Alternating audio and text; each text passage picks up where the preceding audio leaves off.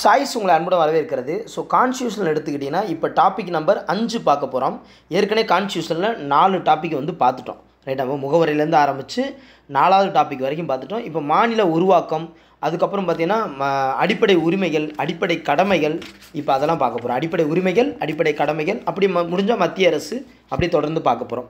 இந்த first question என்னென்னா, இப்போ 111லேருந்து சீரியல் நம்பர் படி 110 ஏற்கனவே பார்த்துருக்கோம். 111 கோவா டையூடாமன் இந்த மறுசீரமைப்பு சட்டத்தின்படி கோவா மாநிலம் உருவான ஆண்டு. ஸோ 1987 தான்.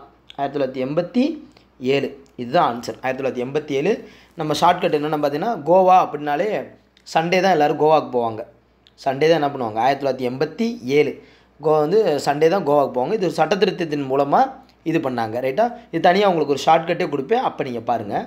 அடுத்தது, இந்திய அரசியலமைப்பு சட்டத்தில் சரத்து 370 எதனை பற்றி குறிப்பிடுகின்றது அப்படின்னு பார்த்தீங்கன்னா, இங்கே பார்த்தீங்கன்னா ஜம்மு காஷ்மீருடைய தன்னாட்சியை பற்றி குறிப்பிடுகிறது. ஜம்மு காஷ்மீருடைய தன்னாட்சி இது எல்லாருக்கும் தெரிஞ்ச ஒன்று தான். அடுத்து, கீழ்கண்டவற்றில் தனி அரசியலமைப்பினை கொண்ட மாநிலம். தனி அரசியலமைப்புனா ஜம்மு காஷ்மீர் தான். அதான் இப்போ ரீஃபார்ம் பண்ணாங்க. அடுத்து, 1950 இந்திய நிலப்பரப்பின் பகுதி டி மாநிலமாக இருந்தது எது? 1950 இந்திய நிலப்பரப்பில் பகுதி டி மாநிலமாக இருந்தது எதுனா அந்தமான் நிக்கோபார் தீவு. அந்தமான் நிக்கோபார் தீவு ஆன்சர். டி மாநிலமாக இருந்தது. இதெல்லாம் கேட்டிருக்காங்க. நீங்கள் மாநில உருவாக்கத்தில் இதெல்லாம் கேட்டிருக்காங்க. இதை நம்ம தெரிஞ்சுக்கிறோம். இப்படிலாம் கேட்குறாங்க அப்படின்னு தெரிஞ்சுக்கிறோம். ஜம்மு காஷ்மீர் அரசியலமைப்பு உருவாக்கியது அப்படின்னு பார்த்தோன்னா, அரசு நிறுவிய அரசியலமைப்பு நிர்ணய சபை. அரசியலமைப்பு நிர்ணய சபை கிடையாது. மாநில சட்டமன்றமோ பாராளுமன்றம் நிறுவியதோ கிடையாது. அந்த அரசு நிறுவிய அரசியலமைப்பு நிர்ணயம். அங்கே ஒரு அரசியலமைப்பு இருக்கும், நம்மக்கிட்ட ஒரு அரசியலமைப்பு இருக்கும், அங்கே ஒரு அரசியலமைப்பு இருக்கும். ஸோ அதனால் அடுத்து மாநில உருவாக்கத்தில் அடுத்தது மேகாலயா எந்த மாநிலத்தினுள் சுயாட்சி மாநிலமாக உருவாக்கப்பட்டது? அஸ்ஸாமில் இருந்தால் மேகாலயா உருவாச்சு. அஸ்ஸாம் தான் பெருசாக இருக்கும், அதிலிருந்து மேகாலயா உருவாச்சு. அஸ்ஸாமில் மொழி அடிப்படையில் உருவாக்கப்பட்ட முதல் இந்திய மாநிலம் ஆந்திரா. எல்லாருக்கும் தெரியும், ஏன்னா ஆந்திராக்காரர் தான் ஃபஸ்ட்டு போராடினாங்க. அடுத்து, கேரள மாநிலம் உருவாக்கப்பட்ட ஆண்டு 1956 தான். அந்த மொழிவாரி மாநிலங்கள் பிரிக்கும் போதே கேரளா பிரிச்சுட்டாங்க. 1956 கேரள மாநிலம். இந்திய அரசியலமைப்பிலிருந்து 370 சரத்து எப்பொழுது நீக்கப்பட்டது? அது ரீசெண்டாக நீக்கினாங்க, உங்களுக்கே தெரியும். எப்பொழுது நீக்கப்பட்டது? இந்த கொஸ்டின் ரிப்பீட்டடோட கேட்கறதுக்கு கூட வாய்ப்பு இருக்குது. எப்பொழுது நீக்கப்பட்டதுன்னா, ஆகஸ்ட் 5, 2019. 2019 ரைட்டா. இப்போ 2014 பிரதமர் மோடி ஆனார். அதுக்கப்புறம் 2வது முறை எப்போனார்? 2019 ஆனார். So August 5. அப்போ ஜம்மு அண்ட் காஷ்மீர் அப்படின்னா, ஆஹா அங்கே ஜம்மு காஷ்மீருக்கு போனால் பிரச்சனை ஆயிரும்டா. அங்கே ஒரு டீ 5 ரூபாய்க்கு கூட 5 ரூபாய்க்கு வாங்கலாம்னு வச்சுக்காங்க. ஒரு டீ 5 ரூபாய்க்கு வாங்கிக்கலாம். ரைட்டா, ஆகஸ்ட் மாதம். ரைட்டா, இந்தியா சுதந்திரம் பெற்றது உங்களுக்கு தெரியும் ஆகஸ்ட் 15.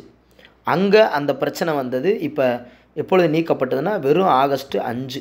அங்கே 15, இங்கே 5, இப்படி கூட ஞாபகம் வச்சுக்கலாம். 2019 மோடி அவர்கள் 2வது தடவை பிரதமர் ஆகும்போது. ரைட். அடுத்து, இந்திய அரசியல் சாசனத்தின் முதல்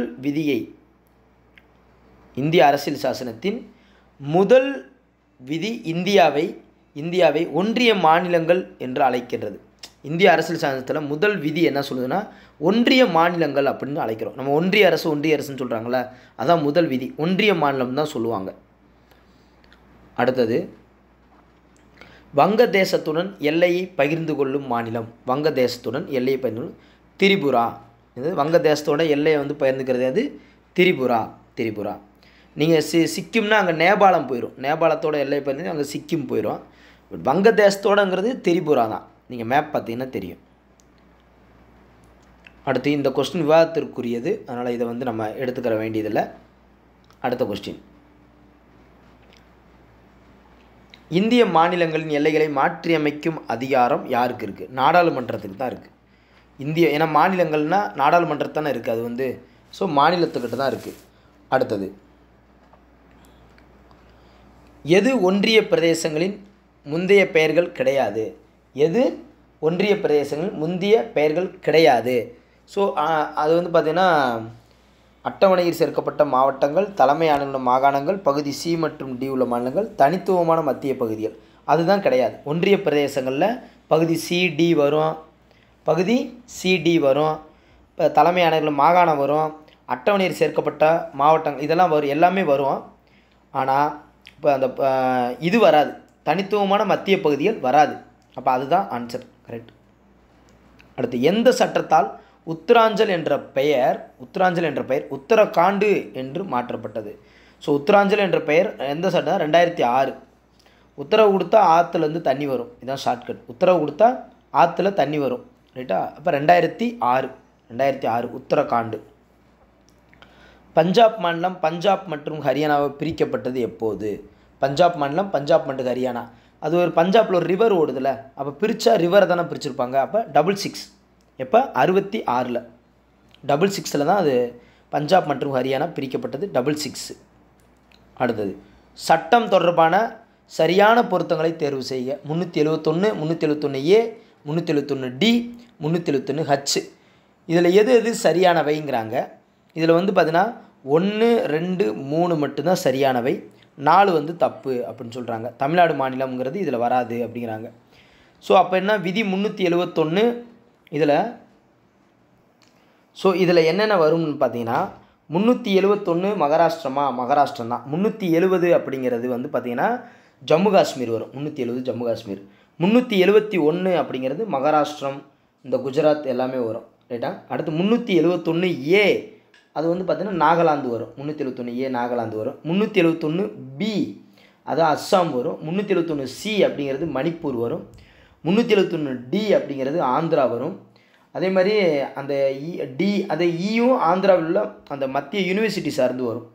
அப்போ இந்த ஹச் என்ன சார் வரும்னா அருணாச்சல பிரதேசம் வரும். இதில் தமிழ்நாடு வரல, என்ன வரும்? அருணாச்சல பிரதேசம் வரும். ஸோ தமிழ்நாடு இது வந்து ஆக்சுவலி இது என்னென்னா உங்களுக்கு வந்து பார்த்திங்கன்னா எல்லாமே சிறப்பு அந்தஸ்து கொண்டது. இதெல்லாம் என்னது? சிறப்பு அந்தஸ்து. அருணாச்சல பிரதேசம் வரும், கோவா வரும், மிசோரம் வரும், சிக்கிம், ஆந்திரா, மணிப்பூர், அஸ்ஸாம், நாகாலாந்து, மகாராஷ்டிரா இது எல்லாமே வரும். தமிழ்நாடுங்கிறது வராதுன்னு தெரிஞ்சாலே இதில் போதும். ஸோ அது அருணாச்சல பிரதேசம் வரும் 371H அப்படிங்கிறது. அடுத்து 371I அப்படிங்கிறது கோவா வரும். அவ்வளோதான், வேறு ஒன்றும் இல்லை. இதுதான் அந்த கொஸ்டின், ரைட். அடுத்தது மாநிலம் உருவான ஆண்டு. நாகப்பாம்புனா அந்த 3 முகம் இருக்கும், அந்த ஷார்ட்கட்டு. நாகப்பாம்புனா என்னது? 3 முகம் இருக்கும். நாகப்பாம்புனா 3 முகம் இருக்கும். அந்த ஷார்ட்கட் அடிப்படையில் இப்போ பொறுத்திடலாமா? ரைட். ஸோ கேரளாவுக்கு 56. அடுத்து நாகாலாந்துக்கு 63, ஏன்னா அந்த 3 முகம் இருக்கும். நாகாலாந்துக்கு 63. ஸோ மகாராஷ்டிராவுக்கு 60, ரைட்டா? 60 வயசில் மகாராஷ்டிராவில் அப்படின்னு எடுத்துக்கிட்டால் என் மகளுக்கு 60 வயசு, அப்படி ஏதோ ஒரு யாவும் வச்சுக்காங்க. ஹரியானானா 66, ரைட்டா? 60 வயசு உள்ளவருக்கு ஒரு மக இருக்கும். 60 வயசு உங்களுக்கு ஆயிடுச்சுன்னா உங்கள் மக வந்து கல்யாணம் பண்ணி கொடுத்துடலாம் அப்படிங்கிற மாதிரி கூட வச்சுக்காங்க. 60னா மகாராஷ்டிரா. 60 வயசுலேயும் மகாலட்சுமி மாதிரி இருக்காங்கன்னு கூட வச்சுக்காங்க. 60 வயசுலேயும் மகாலட்சுமி மாதிரி இருக்காங்க. ஸோ 66னா பஞ்சாப், ஹரியானா. அதுக்கப்புறம் நாகாலாந்துனா 3ன்னு வரும், லாஸ்ட்டில் 63. கேரளானா 56, ரைட். தெரிஞ்சுக்கிறது தான், ஒவ்வொரு இதுவும் தெரிஞ்சுக்கிறது தான். அடுத்து 1987ஆம் ஆண்டு இந்திய யூனியனின் 23வது மாநிலமாக்கப்பட்டது எது? 1987. கொஸ்டின் ரொம்ப கடந்து வந்துட்டோமா?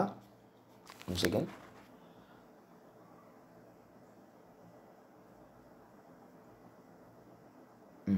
கரெக்டாக தான் இருக்குது. 128, 129 வந்துருச்சா? நம்பர் தப்பாக இருக்கா? Serial number. Okay. So okay, அடுத்து பார்த்துருவோம். டக்குன்னு கொஞ்சம் பார்ப்போம். 1987 அப்படின்னு எடுத்துக்கிட்டோம்னா இந்திய யூனியன் 23வது மாநிலம் பார்த்தீங்கன்னா மிசோரம். 23வது மாநிலம்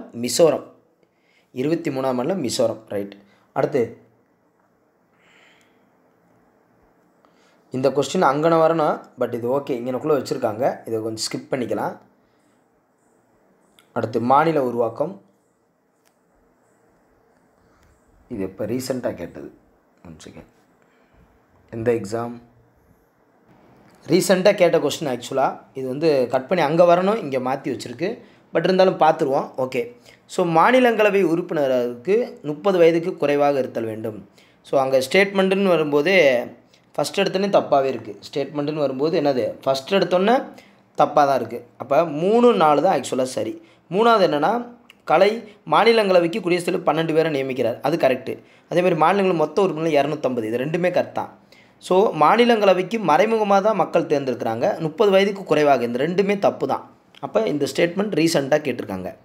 அடுத்தது சட்டத்தின் ஆட்சி. என்னது சட்டத்தின் ஆட்சி அப்படிங்கிறது என்ன அப்படின்னு கேட்டிருக்காங்க. ஸ்டேட்மெண்ட் பாருங்கள். சட்டத்தின் ஆட்சி என்பது சட்டத்தை அரசிலிருந்து மீட்டெடுப்பது. கரெக்டா? கரெக்டு. சட்டத்தின் ஆட்சி என்பது அரசு வெவ்வேறு குழுக்களுக்கு வெவ்வேறு சட்டங்களை ஏற்றுவது. தப்பு. சட்டத்தின் ஆட்சி என்பது சட்டத்தின் அனைவரும் சமம். கரெக்டு. அப்போ 1, 3 சரியாக இருக்குது. சட்டத்தின் ஆட்சி என்பது இறைவழி கோட்பாட்டை முன்வைத்து செயல்படுவதாகும். தப்பு. இறைவழி கோட்பாட்டை முன்வைத்து இல்லை, மதச்சார்பற்ற நாடில் நம்ம. அப்போ அது தப்பு. அப்போ 1, 3 தான் சரி. 1, 3 தான் என்னது சரி. ஓகே. அடுத்து குடியுரிமை சார்ந்த கொஸ்டின். இந்திய குடியுரிமை சட்டம் நிறைவேற்றப்பட்ட ஆண்டு அப்படின்னா சின்ன பிள்ளை கூட கேட்டால் சொல்லும் 55. குடியுரிமைனா என்னது 55. ஒரு வீட்டுக்கு குடி போனால் வெல்கம் கை கொடுத்து வரவேற்கணும். அப்போ 55. இந்திய அரசியலமைப்பு சரத்து 19 எத்தனை அடிப்படை சுதந்திரங்களை உத்தரவு அளிக்கிறது? அரசியலமைப்பு சரத்து 19 வந்து பார்த்தீங்கன்னா 6. ஆன்சர் வந்து பார்த்தீங்கன்னா 6 சுதந்திரங்களை உத்தரவாதம் அளிக்கிறது. 6 சுதந்திரங்களை உத்தரவாதம் அளிக்கிறது. அடுத்தது இந்திய அரசாங்கம் குடிமக்கள் உரிமை பாண்டிச்சேரி ஆணையை வெளியிட்ட ஆண்டு. பாண்டிச்சேரி அப்படின்னா 62. பாண்டிச்சேரி எத்தனை வகையாக பிரிக்கலாம்? 2ஆக பிரிக்கலாம். பாண்டிச்சேரி அதான் 1962. தமிழ்நாடு இப்போ பாண்டிச்சேரியும் கிட்டத்தட்ட தமிழ்நாடு மாதிரி தான். 2 அங்கே தமிழ்நாடு இருக்கும், தமிழ்நாடுக்காரங்க இருப்பாங்க, ஃபாரினர்ஸும் இருப்பாங்க. அதனால் 62 ஞாபகம் வச்சுக்காங்க. அங்கே குடிமக்கள் உரிமை 62. அடுத்து இந்திய குடிமகன் என்பதை நிரூபிக்கும் இந்திய அரசாங்கத்தால் இருமொழியில் வழங்கப்படும் ஆவணத்தின் பெயர் என்ன? இருமொழியில் வழங்கப்படும் ஆவணம் இந்திய குடிமகன் என்பதை நிரூபிக்கும் இந்திய அரசாங்கத்தால் அப்படிங்கிறது பாஸ்போர்ட் தான். என்னது பாஸ்போர்ட் இந்திய அரசாங்கத்தால் கொடுக்குறது. வெளிநாடுகளுக்கு போனால் தான் விசா இந்த மாதிரி சொல்லுவாங்க. இது பாஸ்போர்ட்டு தான், பாஸ்போர்ட். அடுத்தது 1955 குடியுரிமை சட்டத்தின்படி எத்தனை வழியில் குடியுரிமை பெறலாம்? இது ரொம்ப முக்கியமானது. 5 வழியில் பெறலாம். எத்தனை வழியில் பெறலாம்? 5 வழிகளில் பெறலாம். 5 வழிகளில். குடியுரிமை பற்றி சரியான வாக்கியத்தை கூறுக. கொஞ்சம் டெக்ஸ்ட் நல்லா தெரியாது, நான் இருந்தாலும் சொல்கிறேன் உங்களுக்கு. இந்திய அரசியலமைப்பு பகுதி 4 உள்ள பகுதி 5 to 11 வரை குடியுரிமையை குறிக்கிறது. 5 to 11 வரை இது குடியுரிமை பற்றி குறிக்கிறது. அடுத்தது பிறப்பு மற்றும் குடியுரிமை அளிக்கும் செயல் மூலம் ஒருவர் இந்திய குடியரசுத் தலைவர் பதவிக்கு தகுதியானவர். அடுத்து உரிமை துரத்தல், முடிவு கொண்டு வருதல் மற்றும் இழக்கச் செய்தல் மூலம் ஒருவர் குடியுரிமை இழக்கலாம். கரெக்டு. குடிமகன் மற்றும் அயலார் இருவரும் எல்லா வகையான குடிமை மற்றும் அரசியல் உரிமைகளை பெறுகின்றனர். இது கொஞ்சம் தப்பாக இருக்குது. ஸோ ஆன்சர் வந்து பார்த்திங்கன்னா 2, 3 தான் கரெக்டு. 2, 3 தான் கரெக்டு. ரைட்டா? ஏன்னா பகுதி 4 இல்லை, 4A தான் குடியுரிமை. பகுதி 4ங்கிறது வந்து அரசுக்கு வழிகாட்டு நெறிமுறைகள். 4A அப்படிங்கிறது தான் என்னது குடியுரிமை. அப்போ அதுவும் தப்பாக இருக்குது. லாஸ்ட்டில் இருக்கிறதும் தப்பாக இருக்குது. அப்போ 2, 3 தான் சரி. 2, 3 தான் சரி. அடுத்து இந்திய குடியுரிமை சட்டம் 1955 கீழ் ஒருவர் இந்திய குடிமகனாக வேண்டுமென்றால் என்ன வேணும்னா என்ன பண்ணணும்? இந்தியாவில் பிறந்திருக்க வேண்டும். ஆமாம். இந்திய வம்சாவளியாக இருக்க வேண்டும். ஆமாம். அடுத்து இந்தியரை மணந்திருக்க வேண்டும். இந்தியரை மணந்தனால உடனே குடியுரிமை கொடுத்துட முடியாது. ஒரு இந்தியாவை வந்து கல்யாணம் பண்ணாலும் குடியுரிமை கொடுத்துட முடியாது. அவர் பதிவு பண்ணி வாங்கணும். குடியுரிமைக்காக பதிவு செய்திருக்க வேண்டும். அப்போ 1, 2, 4 சரி. இப்போ டி தான் ஆன்சர் கரெக்ட். 1, 2, 4 சரி. டக்குன்னு இப்போ இந்தியா ஒரு பொண்ணை வந்து கல்யாணம் பண்ணிட்டனால உடனே குடியுரிமை கொடுத்துருவாங்களா? அது கிடையாது. அடுத்தது குடிமக்கள் யார் என்பதில் தவறான கூற்றை காண்க. குடிமக்கள் முழு சிவில் உரிமைகளை அனுபவிக்கிறார்கள். ஆமாம், அனுபவிக்கிறாங்க. அது சரி. அரசியல் சமூகத்தின் உறுப்பினர்கள். ஆமாம், குடிமக்கள் உறுப்பினர்கள் தான். குடிமக்கள் அரசியல் உரிமைகளை அனுபவிப்பதில்லை. இல்லை, அனுபவிக்கிறாங்கல்ல. அப்போ 3 மட்டும்தான் தவறு. அடுத்து மத்திய அரசு இந்து வாரிசுரிமை சட்டம் எந்த ஆண்டு திருத்தங்களை மேற்கொண்டது? இந்து வாரிசுரிமை சட்டம் எந்த ஆண்டுனா 2005. குடியுரிமை சட்டம் எப்போ? 1955. இந்து வாரிசுரிமை சட்டம் திருத்தங்கள் மேற்கொண்டது எப்போ? 2005. மறந்துடாதீங்க. அடுத்து எந்த சூழ்நிலையில் ஒருவரது இந்திய குடியுரிமையை நீக்க முடியாது? எந்த சூழ்நிலையும் ஒருவர் நீக்க முடியாதுன்னா போர் நடந்து கொண்டிருக்கும் போது தான். இது எல்லாருக்கும் தெரியும். அவசர நிலை அமலில் உள்ள போது கூட பிரச்சனை இல்லை, போர் நடந்து கொண்டிருக்கும் போது நீக்க முடியாது. போர் நடந்து கொண்டிருக்கும் போது என்ன செய்ய முடியாது, நீக்க முடியாது. மேலே உள்ள அனைத்தும் நீங்கள் தோணும், ஆனால் கிடையாது. கீழ்காணவற்றுள் எந்த ஒன்று இந்திய குடியுரிமை பெறும் வழி அல்ல? எந்த ஒன்று இந்திய குடியுரிமை பெறும் வழி அல்ல அப்படின்னா, ஸோ கிட்டத்தட்ட வந்து பார்த்தீங்கன்னா சொத்துரிமை பெறுவதன் மூலம், அதான் வம்சாவளி மூலம் பெறலாம், பிறப்பின் மூலம் இயல்பு உரிமை பெறலாம். சொத்துரிமை வந்து நீக்கப்பட்டு அங்கே இது போயிடுச்சு. அப்போ சொத்துரிமை பெறுவதன் மூலமாக ஒருத்தர் இந்திய குடியுரிமை வர முடியாது. ஃபாரினர்ஸ் வந்து இங்கே ஒரு லேண்டு வாங்குறதுக்காக உடனே கொடுத்த முடியுமா குடியுரிமை? அடுத்து குடியுரிமை பற்றி தொடர்புள்ள சட்டப்பிரிவுகள். உங்களுக்கு தெரியும், குடியுரிமை அப்படின்னாலே 5 to 11 தான். ஒரு நவீன மக்களாட்சி நாட்டில் குடியுரிமை என்பது அப்படின்னா நாடாளுமன்ற சட்ட உரிமை. ஒரு நவீன மக்களாட்சி நாட்டில் குடியுரிமைங்கிறது இயற்கையான உரிமை வந்துடாது. சட்ட உரிமைங்கிறத தாண்டி, அடிப்படை உரிமை தாண்டி நாடாளுமன்ற சட்ட உரிமை. நாடாளுமன்ற நவீன மக்களாட்சி நாட்டில் குடியுரிமைங்கிறது நாடாளுமன்றத்தின் மூலமாக தான் குடியுரிமை வாங்க முடியும், சும்மாலாம் கிடச்சிடாது. அடுத்தது இந்திய அரசியலமைப்பு சட்டப்பிரிவு 5 எதை கையாளுகிறது? சட்டப்பிரிவு 5 எதை கையாளுகிறது? இந்திய குடியுரிமை. சட்டப்பிரிவு 5 இந்திய குடியுரிமை தான் கையாளுகிறது. அடுத்து ஒரு பெரிய ஸ்டேட்மெண்ட்டு, இது வேணாம், ஓகே. அடுத்து குடியுரிமை திருத்த சட்டம் CAA 2019 பற்றிய பின்வரும் கூற்றுகள் எது எவை உண்மையானவை எது? உங்களுக்கு தெரியும் CAAனா எது உண்மையானது அப்படின்னு கேட்குறாங்க. இந்தியாவில் 6 ஆண்டுகளுக்கு மேல் வாழ்ந்த அனைத்து வெளிநாட்டிற்கும் குடியுரிமை வழங்கப்படும், கிடையாது. அடுத்து வந்து பார்த்திங்கன்னா ஆப்கானிஸ்தான், பங்களாதேஷ் மற்றும் பாகிஸ்தான் இருந்து வந்த 31 டிசம்பர் 2014க்கு முன் இந்தியாவிற்கு நுழைந்த இந்துக்கள், சீக்கியர்கள், பௌத்தர்கள் எல்லாருக்கும் உறுப்பினர் குடியுரிமை சமூகங்களின் உறுப்பினர்களுக்கு குடியுரிமை சார்ந்தது. அது கரெக்டு தான், அது கரெக்டாக. 2வது ஸ்டேட்மெண்ட் கரெக்ட் தான். குறிப்பிட்ட சமூகங்களை சேர்ந்தவர்களுக்கு 12 ஆண்டுகளுக்கு பதிலாக 6 ஆண்டுகளுக்குள் குடியுரிமை வழங்கப்படும். குறிப்பிட்ட சமூகங்களை சேர்ந்தவர்களுக்கு 12 ஆண்டுகளுக்கு பதிலாக 6 ஆண்டுகளுக்குள் குடியுரிமை இல்லை, அதுவும் தப்பான ஸ்டேட்மெண்ட் தான். குடிமக்களின் தேசிய பதிவேட்டை தயாரித்தல் CAA உதவும், அதுவும் கரெக்டாக. அப்போ 2 மற்றும் 4 தான் சரி, மிச்ச 2 தவறு. 2 மற்றும் 4 தான் சரி, மிச்சது என்னது தவறு. அந்த CAA பற்றி நான் தனியாகவே உங்களுக்கு சொல்லுவேன், அப்போ உங்களுக்கு தெரியும். அடுத்தது பாருங்கள், இந்திய அரசியலமைப்பு சட்டத்தின் எந்த பிரிவு மற்றும் பிரிவுகள் குடியுரிமை இழத்தல் பற்றி குறிப்பிடுகிறது? எந்த சட்டப்பிரிவு குடியுரிமை இழத்தல் பற்றி குறிப்பிடுகிறது அப்படின்னா பிரிவு 2ல், அதான் பிரிவு 2ல் குடியுரிமை 5 to 11 வரைக்கும் தான். அதாவது எந்த பிரிவு மற்றும் பிரிவுகள் குடியுரிமை இழத்தல் பற்றி குறிப்பிடுகிறது? 5 to 11 தான், 5 to 11 தான். அது பிரிவு 2 தான், பிரிவு 2. ஓகே, பிரிவுனாலும் பகுதினாலும் ஒன்று தான். பிரிவு 2 5 to 11. ஓகே, அது இங்கிலீஷில் பார்த்தீங்கன்னா தெரியும், Part 2 Article 5(2), அதான் குடியுரிமை பற்றி. அடுத்து அவசர நிலை மக்களின் அடிப்படை உரிமைகள். அவசர நிலை பிரகடனத்தின் போது மக்களுடைய அடிப்படை உரிமைகள் நிறுத்தி வைக்கப்படுமா, தானாகவே நின்று விடுமானா? தானாகவே நின்று விடும். தலைமை நீதிமன்ற ஒப்புதலின் பேரில் அனுபவிக்கலாம், உயர்நீதிமன்ற இதெல்லாம் கிடையாது. அவசர நிலையின் போது மக்களுடைய அடிப்படை உரிமைகளை தானாகவே நின்று விடும். நிறுத்தி வைக்கப்படுங்கிறத விட தானாகவே என்ன பண்ணுறோம், நின்று விடும்னு சொல்கிறாங்க. குடியுரிமை பெறும் வழிகள் அப்படின்னு எடுத்துக்கிட்டால் இதில் என்னென்னா எல்லாமே தான், பிறப்பு, மரபு வழி, பதிவு முறை, அடுத்து வந்து என்னது ABCD 4மே தான், இயற்கை மயமாக்கல். ஸோ இந்த 4 வகையில் வாங்கலாம் குடியுரிமை பெறும் வழிகள். சொத்துரிமை மட்டும் வராது இதில்.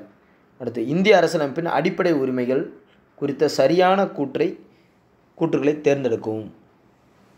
இது வந்து பார்த்திங்கன்னா ரீசெண்டாக கேட்டது, இது வந்து பார்த்திங்கன்னா ரீசெண்டாக கேட்டிருக்காங்க.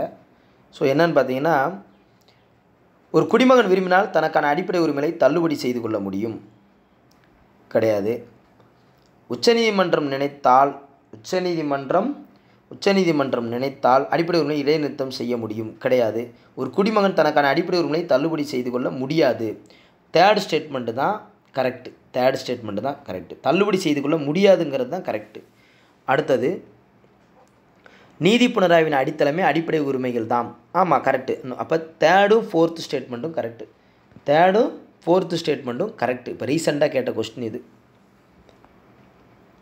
ஓகே, அது அடிப்படை உரிமைகள் சார்ந்தது தான். பட் அங்கே இருக்குது கொஞ்சம். ரைட், இப்போ அடிப்படை உரிமைகள் சார்ந்து பார்க்க போகிறோம். அடிப்படை உரிமைகள் சார்ந்து பார்க்க போகிறோம். ரைட்டா? ஓகே. ஜல்லிக்கட்டு ஏறு தழுவுதல் விளையாட்டு என்ற தமிழ் கலாச்சார பண்பாடு இதை பற்றி சொல்லக்கூடியது எது அப்படின்னு பார்த்தீங்கன்னா 29 பிராக்கெட்டில் 1 விதிப்படி பாதுகாப்பு அளிக்கப்படுகிறது. ஜல்லிக்கட்டு ஏறு தழுவுதல் விளையாட்டு 29(1) அதன் அடிப்படையில் பாதுகாப்பு கொடுக்கப்படுகிறது. ரைட்டாக அதை மறந்துடாங்க. 29 பிராக்கெட்டில் 1 காளமாடை வந்து 2 பேர் பிடிங்கப்பா, யாராவது 2 பேர் பிடிங்கப்பா, இல்லாட்டி ஒத்தாள் பிடிங்கப்பான்னு சொல்லுவாங்க. ரைட்டா? மொதுன்னு போய் 9 பேர் 10 பேர் பிடிக்கக்கூடாது. 2 பேர் பிடிங்க, 9 பேர் பிடிக்காதீங்க, இல்லை ஒத்தாள் பிடிங்க, இல்லாட்டி 2 பேர் பிடிங்கப்பா அப்படின்னு சொல்கிறாங்க. 9 பேர் பிடிக்கிறாங்க, கடைசியில் ஒத்தாளுக்கு தான் பரிசு. இப்படி 29(1) இந்த ஜல்லிக்கட்டு ஏறு தழுவுதல் அப்படின்னு வந்துட்டா. அடுத்து 5 வகையான நீதி பேரணைகள்: ஆட்கொணர்வு, செயலுறுத்தும், நெறிமுறை கேட்பு, தடையுறுத்தும். இதில் வந்து பார்த்திங்கன்னா தகுதி வினவும் நீதி பேரணை ஒன்று வரல, கோவாரண்டோன்னு சொல்லுவாங்க. தகுதி வினவும் நீதி பேரணை அது மட்டும் இதில் இல்லை, அது ஓகே. அடுத்து கல்வி உரிமை சட்டத்தின்படி குழந்தைகளுக்கு எந்த வயதுக்கு உட்பட்ட 6 to 14 வயது வரைக்கும் 6 to கட்டாய மற்றும் இலவச கல்வி வழங்கப்படும். இந்த கல்வி உரிமை சட்டத்தின்படி 6 to 14 வயது வரை. அடுத்தது 6 to 14 வயது வரை. அடுத்து பின்னோட்டில் எந்த ஒன்று சுதந்திர உரிமையின் கீழ் வராது? சுதந்திர உரிமை, காலேஜில் சுதந்திரமாக இருப்போம். பேச்சுரிமை, கருத்துரிமை வரும்.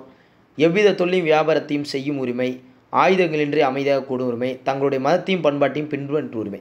மதம் பண்பாடுன்னு வரும்போது இங்கே வராது. அப்போ மிச்சம் 3 தான் கரெக்டு.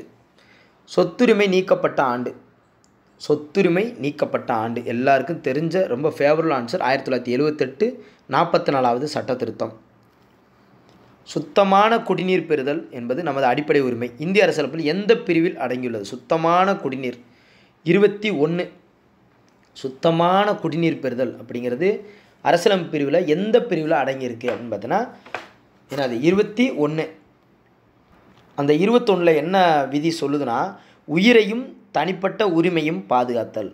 அதான் சுத்தமான குடிநீர் பெறுதல்ங்கிறது. அப்போ உயிரை நம்ம தனிப்பட்ட உரிமையும் பாதுகாக்கிறதுக்கு அந்த 21 தான் நமக்கு உதவியாக இருக்கும். 21 தான் என்ன இருக்கும்? உதவியாக இருக்கும். 12ங்கிறதும் வராது, அதே மாதிரி 31ங்கிறதும் வராது. அது 31ல் நீக்கப்பட்டது. 41 இதுக்குள்ளே வராது. ரைட், அடுத்த கொஸ்டின். இந்திய அரசியலமைப்பின் எந்த சரத்து பட்டங்களை ஒழித்தல்னாலே 18 தான். பட்டங்களை ஒழித்தல் 18. 17னா தீண்டாமை. அது 19 அப்படிங்கிறது பேச்சு சுதந்திரம் சார்ந்து வரும். 20ங்கிறது குற்றங்களிலிருந்து தன்னை பாதுகாத்தல். 21 ஏற்கனவே இப்போ பார்த்தது தான், உயிரையும் தனிப்பட்ட உரிமையும் பாதுகாத்தல். இந்திய அரசியலமைப்பு எந்த பகுதி அடிப்படை உரிமைகள்? எந்த பகுதி அடிப்படை உரிமைகள்னாலே உங்களுக்கு தெரியும், 3 தான். பகுதி 3. மத சுதந்திர உரிமையின் கீழ் வரும் சட்ட விதிகள்.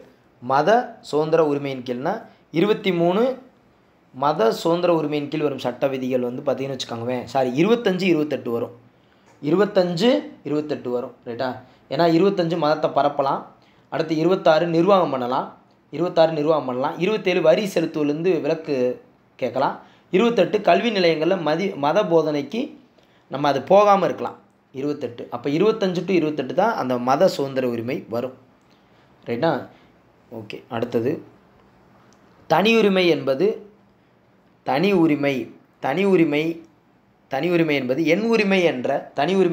என் உரிமை என்ற இந்திய அரசியலமைப்பு சட்டத்தின் எந்த சரத்தின் கீழ் வருகிறது? அரசியலமைப்பு சட்டம் 3வது பிரிவு 12 to 35 தான். இந்த அடிப்படை உரிமை தான் அப்படி கேட்குறாங்க. என் உரிமைங்கிறது அடிப்படை உரிமை. அடுத்தது சம உரிமை ஆவணம் எதை குறிக்கிறது என்றால், ஆவணமானது பதியப்படாமல் ஈடாக மாற்றத்திற்கு வைக்கும்போது மிச்சம் எதுவுமே வராது. சம உரிமை ஆவணம்னா என்னென்னா, ஆவணமானது பதியப்படாமல் அதற்கு ஈடாக மாற்றத்திற்கு வைக்கும்போது அதான் சம உரிமை ஆவணம். அடுத்தது கீழ்காணும் சரத்துப்படி 14 வயதுக்குட்பட்ட குழந்தைகளுக்கு இலவச கட்டாய கல்வி அப்படின்னு சொல்லி ஒன்று கொடுக்கணும். ஸோ அப்படிங்கிற போது 14 வயதுக்குட்பட்டவங்களுக்கு கட்டாய கல்வினாலே உங்களுக்கு தெரியும் உங்களுக்கு. ஸோ இதில் வந்து இந்த கொஸ்டினே தப்பாக எடுத்துட்டாங்க.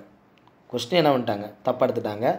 ஏன்னா உங்களுக்கு தெரியும் சரத்து 40 அப்படிங்கிறது வந்து பார்த்திங்கன்னு வச்சுக்கோங்க, உங்களுக்கு கிராம ஊராட்சி உள்ளாட்சி அமைப்புகள் வரும் 40. 25ங்கிறது வந்து பார்த்திங்கன்னா மதத்தை பரப்ப அந்த மாதிரி சம்மந்தப்பட்டது வரும். அதேமாதிரி 14ங்கிறது சட்டத்தின் முன் அனைவரும் சமம் அப்படின்னு வரும். இந்த 45 தான் 6 வயதுக்குட்பட்ட இளங்குழந்தை பாதுகாப்பு அளிப்பதுன்னு வரும். அதாவது 45 அது 6 வயதுக்குட்பட்ட, ரைட்டா? அது இப்போ என்னன்னா 14 வருஷம் மாற்றிட்டாங்க. இப்போ 14 வயதுக்குட்பட்ட. அப்போ ஷரத்து 45, ஷரத்து 45.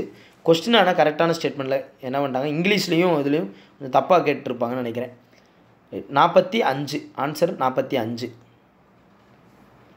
அடுத்து, இந்திய அரசியலமைப்பின் கீழ் ஒரு சில அடிப்படை உரிமைகளை தவிர அடிப்படை உரிமைகளை எப்பொழுது நிறுத்தி வைக்கப்படும்? ஒரு சில அடிப்படை உரிமைகளை தவிர எப்போது நிறுத்தி வைக்கப்படும்னா எல்லாருக்கும் தெரியும், தேசிய நெருக்கடியின் போது தான்.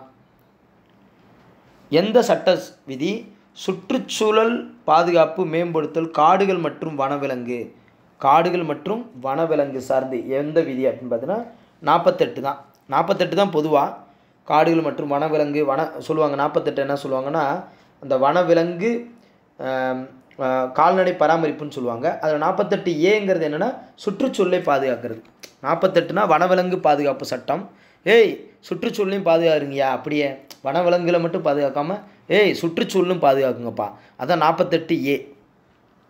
எந்த அரசியலமைப்பு விதி 7 அடிப்படை உரிமைகளை குடிமக்களுக்கு உறுதி செய்கிறது? எந்த அரசியலமைப்பு விதினா விதி 19 தான். எந்த அரசியலமைப்பு விதி 7 அடிப்படை உரிமைகளை குடிமக்களுக்கு உறுதி செய்து, இந்த 7 அடிப்படை உரிமைகளை உறுதி செய்கிறதுங்கிறது 19 தான். விதி 19. விதி 15 என்னன்னு தெரியுமா? விதி 15 அது தெரியும் உங்களுக்கு. சமயம், இனம், ஜாதி, பாலினம் அது சார்ந்த ஒன்று வரும்.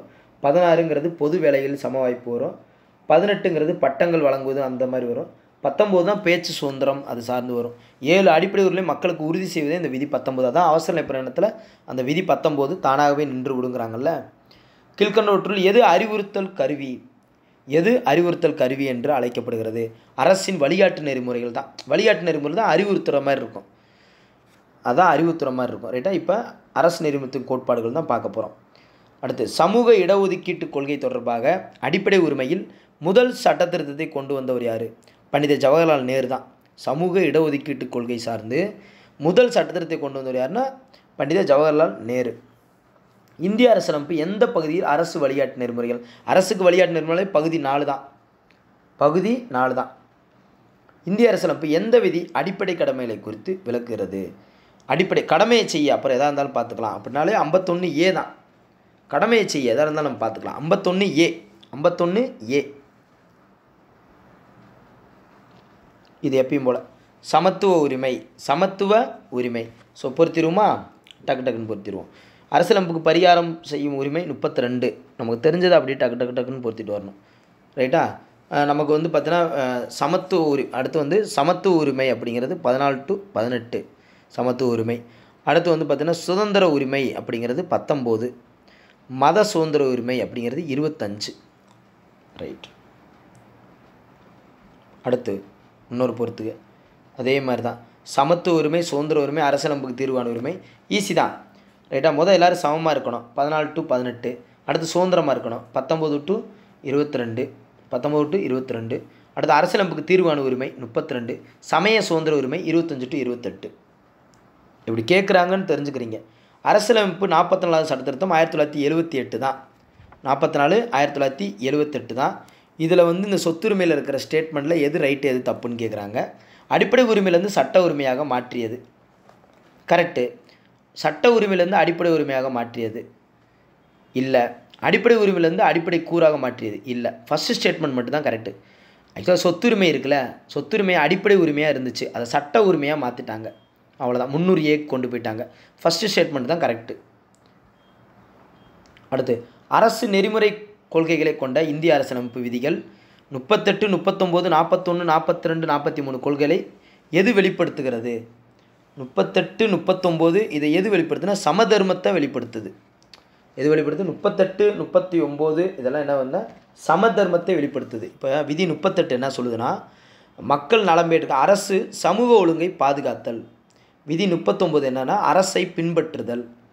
அதுக்கப்புறம் பார்த்தீங்கன்னா பொது கல்வி வேலைவாய்ப்பில் உதவிக்கான உரிமை வந்து 41. 42 அப்படிங்கிறது என்னென்னா இந்த தொழில் மற்றும் மகப்பேறு நிவாரணங்களுக்கான வகைகள், அந்த மாதிரி 42. 43 என்னென்னா வேலையாட்களுக்கு வாழ்வூதியம், வேலையாட்களுக்கு வாழ்வூதியம் தர்றது. ஸோ அப்போ இது எல்லாமே இது எல்லாமே வந்து பார்த்திங்கன்னா இந்த மாதிரி கொடுத்தாலே அது என்னது, பொதுவானது தானே. இதெல்லாம் வந்தால் என்னது, சரி சமதர்மம் தானே. இது வந்து சமதர்ம அடிப்படையில். ஏன்னா அரசு நெறிமுறை கோட்பாடுகளே காந்தியவாதமாக, சமதர்மமாக, தாராளவாதமானு வரும். இது சமதர்மவாதத்தில் வருது, சமதர்மவாதம். அடுத்த அடிப்படை உரிமைகள் என்பது மக்களாட்சியின் கவசம் என கூறியவர் யார்? Super question. மக்களாட்சியின் கவசம்னாலே பதஞ்சலி சாஸ்திரி. அடிப்படை உரிமைகள் என்பது மக்களாட்சியின் கவசம் என கூறியவர் யார்? பதஞ்சலி சாஸ்திரி. பதஞ்சலி ப்ராடக்ட் தான் மக்களுக்கு இப்போ கவசமாக இருக்குன்னு சும்மா ஒரு ஷார்ட்கட்டுக்காக வச்சுக்காங்க. அடிப்படை உரிமைகளிலிருந்து முரண்படும் அல்லது எதிராக உள்ள சட்டங்கள் மட்டுமே செல்லாது என்று விளக்கும் கோட்பாடு பிரிக்கப்படும் தன்மை கோட்பாடு. அடிப்படை உரிமையிலிருந்து முரண்படும் அல்லது எதிராக உள்ள சட்டங்கள், அதை அடிப்படை உரிமையில் ஒரு முரண்பாடாக இருக்குது, அதுக்கு எதிராக ஒரு சட்டம் இருக்குன்னா அது மட்டும் செல்லாது என்றுனா பிரிக்கப்படும் தன்மை கோட்பாடு. இதெல்லாம் டிகிரி ஸ்டாண்டர்ட் கொஸ்டின்னால அப்படி தான் இருக்கும். தெரிஞ்சுக்கிறீங்கல்ல. இப்போ இத்தனை கொஸ்டின் பார்த்துருக்கோம். இப்போ ஒரு ஐடியா கிடச்சிருச்சுல. இந்தியாவில் அடிப்படை உரிமைகள் முழுமையானவை, அடிப்படை உரிமைகள் நடைமுறைப்படுத்தக்கூடியவை. இந்தியாவில் அடிப்படை உரிமைகள்ங்கிறது முழுமையானவை இல்லை, அடிப்படை உரிமைகள் நடைமுறைப்படுத்தக்கூடியவை. அதுதான் கரெக்டு. 2 மட்டும்தான் கரெக்ட். அடிப்படை உரிமையிலே முழுமையாயிராது. அடிப்படை உரிமைன்னு இருக்குது, அடிப்படை கடமைன்னு இருக்குது, அரசுக்கு வரியாட்டுன்னு இருக்குது, எவ்வளவு இருக்குது. ஆனால் அடிப்படை உரிமைகள் நடைமுறைப்படுத்தக்கூடியவை, அவ்வளோதான். ஸோ 2 மட்டும்தான் சரியானது, 2 மட்டும். இந்திய அரசியலமைப்பின் அரசுக்கு வழிகாட்டும் நெறிமுறை கொள்கைகளை உட்படுத்தியதன் முக்கிய நோக்கம் எதுக்காக? மக்களுடைய நலத்துக்காக தான். அரசுக்கு வழிகாட்டும் நெறிமுறைகளே மக்களுடைய நலத்துக்காக தான். இந்திய அரசியலமைப்பு சட்டத்தின் எந்த பகுதியின் கீழ் அரசின் கடமைகள் என கருதப்படுபவை? எந்த பகுதியின் கீழ் அரசுக்கு வழிகாட்டு நெறிமுறைகளில் தான் அந்த கடமை என 4A அப்படிங்கிறது பட்டியலிடுறாங்க. எந்த அடிப்படை சட்ட உரிமையாக மாற்றப்பட்டது? அதான் இந்த பாருங்கள், அடிப்படை உரிமை சட்ட உரிமைனா சொத்துரிமை. என்ன உரிமை? சொத்துரிமை. அரசுக்கு நேரடி வழிகாட்டும் கொள்கைகள் என்பது அரசியலமைப்பிற்கு உயிரளிக்கும் விதிகளாகும். அரசியலமைப்புக்கு சிங்வி, அரசுக்கு வழிகாட்டும் கொள்கை என்பது அரசியலமைப்புக்கு உயிரளிக்கிறது. அப்படின்னா எல்எம்வி சிங்வி அப்படிங்கிறவர் சொல்லியிருக்கார். சிங்வி அப்படின்னு சொல்லியிருக்கார். கரெக்டானா? எல்எம் சிங்வி. இது மட்டும் கொஞ்சம் கன்ஃபார்ம் பண்ணிக்காங்க. அரசியலமைப்புக்கு உயிரளிக்கும் விதிகளாகும் அப்படிங்கிறது சிங்வி சொல்லியிருக்கார். ரைட், அதை மட்டும் கொஞ்சம் செக் பண்ணிக்காங்க ஒன்ஸ். ஓகே, எல்எம் சிங்வி தான் கரெக்டாக. எல்எம் சிங்வி தான் அவர் சொல்லியிருக்கார். ரைட், அடுத்த கொஸ்டின். இந்திய அரசியலமைப்பின் எந்த சரத்து தீண்டாமை 17 எந்த சட்டப்பிரிவு இந்திய உச்சநீதிமன்றம் மூலம் இந்திய குடிமக்களுக்கு அரசமைப்பு சட்டப்பரிகாரம் பெறுவதற்கு வழிவகை செய்கிறது? எந்த சட்டப்பிரிவு உச்சநீதிமன்றம் மூலம்? 32 தான், விதி 32 தான். உச்சநீதிமன்றம் போனால் 32 வேணும், விதி 32 தான் உச்சநீதிமன்றம் போக முடியும். பாராளுமன்ற இறையாண்மைக்கு உள்ள வரம்புகள் என்ன? வரம்புகள் எல்லாம் தான் அடிப்படை உரிமைகள், நீதி புனராய்வு, கூட்டாட்சி, எழுதப்பட்ட அரசியலமைப்பு எல்லாம் தான் வரும். இந்திய பாராளுமன்ற இறையாண்மைக்கு இது எல்லாமே வரும். 14, 15, 16, 18 இது ஈஸி தான். 16னா பொது வேலைவாய்ப்பு. அடுத்து 14 அப்படிங்கிறது சட்டத்தின் அனைவரும் சமம். ரைட்டா?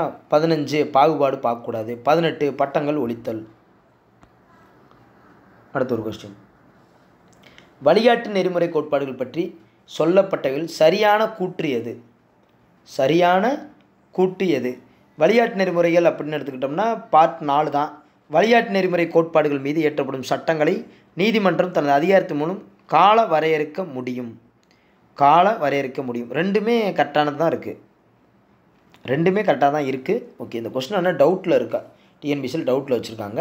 பட் ரெண்டுமே கரெக்டாக தான் இருக்குது. அரசு நெறிமுறை வழிகாட்டும் கொள்கைகள் பற்றி கீழ்காணும் வாக்கியங்களை கவனிக்க. அரசின் வழிகாட்டும் கொள்கைகள் நேரடி ஆதாரம் இந்திய அரசு சட்டம் 1935 வழங்கிய அறிவுறுத்தல்கள் ஆகும். இல்லை, 1937ஆம் ஆண்டின் அயர்லாந்துட்டிருந்தால் அரசியலமைப்பு வழிகாட்டும் நெறிமுறைகளை நீதிமன்றத்தில் நியாயப்படுத்த முடியாது. ஸோ அப்போ ஃபஸ்ட்டு ஸ்டேட்மெண்ட் தவறு, ஆனால் பி ஸ்டேட்மெண்ட் சரி. அயர்லாந்துட்டு இருந்தால் அரசியலமைப்பு வழிகாட்டும் கொள்கையில் எடுத்தோம். ஆனால் நியாயப்படுத்த 37 எடுத்ததை நியாயப்படுத்த முடியாது. இல்லை 37லேருந்து கொண்டு வந்ததை நம்ம நியாயப்படுத்த முடியாது. ஸோ அதுதான். அப்போ மேலே இருக்கிறது தப்பு, கீழே இருக்கிறப்ப இதுக்கு வந்து ஆன்சர் என்ன? சி. ஆன்சர் என்னது? சி. கொஸ்டின் ஒவ்வொன்றும் தரமாக இருக்கா? இதெல்லாம் டிகிரி ஸ்டாண்டர்ட் கொஸ்டின் இதெல்லாம். ரைட்டாப்பா? ஸோ கிரகண கோட்பாடு என்பது 26 ஜனவரி 1950க்கு முன் இயற்றப்பட்ட அரசியல் சாசன சட்டங்களாகும். சரி, அரசியல் சாசனம் வந்த பிறகு முன் உள்ள சட்டங்கள் மீது ஒரு நிழல்பட்டு கிரகண கோட்பாட்டின் கீழ் வந்து விடுகின்றன. ஏனெனில் இது இந்திய அரசியலமைப்பிற்கு ஒத்து போகாதது. அடுத்து விதி 13(1) மற்றும் 13(2) கீழ் அனைத்து சட்டங்களும் அரசியல் சாசனத்துக்கு முன்பாகவே உள்ள சட்டங்களாகும். 13 என்ன சொல்லுதுன்னா, சட்டங்கள் அடிப்படை உரிமைகளும் முரண்படுதல் அல்லது மதிப்பிழக்க செய்தல் தான் சொல்லுது. என்னது? சட்டங்கள் அடிப்படை உரிமைகளுடன் முரண்படுதல் அல்லது மதிப்பிழத்தல், அதுதான் 13.